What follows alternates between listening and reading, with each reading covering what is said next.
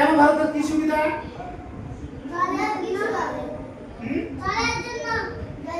জল নিয়ে কি করবে?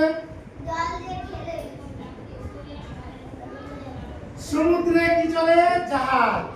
জলজাহাজ চলে না? এক দেশ যদি আরেক দেশকে মাল পাঠায় কিসে পাঠাবে?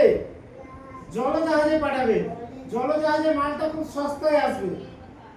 মনে করো যে বাংলাদেশ থেকে ভারত থেকে আমেরিকা মাল পাঠাবো, তাহলে কিসে পাঠাবো?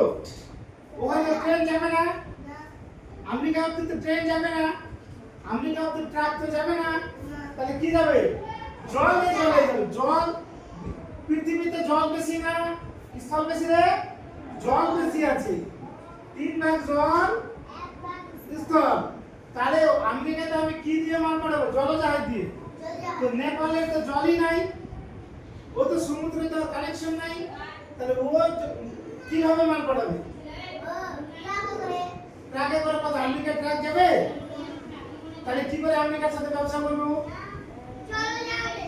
আমেরিকা কি দুবাই, জার্মানি, জাপান কোথাও থেকে ব্যবসা কি করে করবো? পানি যায় তো, পানি তো ওর কাছে নাই, জল তো নাই, তাহলে কিভাবে করবে? ও ভারতকে টাকা দিবে। হ্যাঁ, ভারতের এখানে এসে ভারতের এখানে ঢুকিয়ে এখান দিয়ে মাল পাঠাবে, তো ভারতকে টাকা লাগবে। লাগবে তো?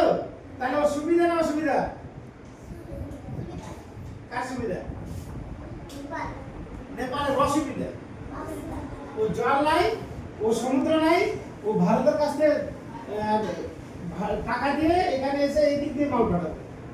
বাইরে থেকে মাল আসলে আগে ভারতে খালি হবে কলকাতায়, এখান থেকে ও নিয়ে যাবে, তাহলে ওর অসুবিধা তো।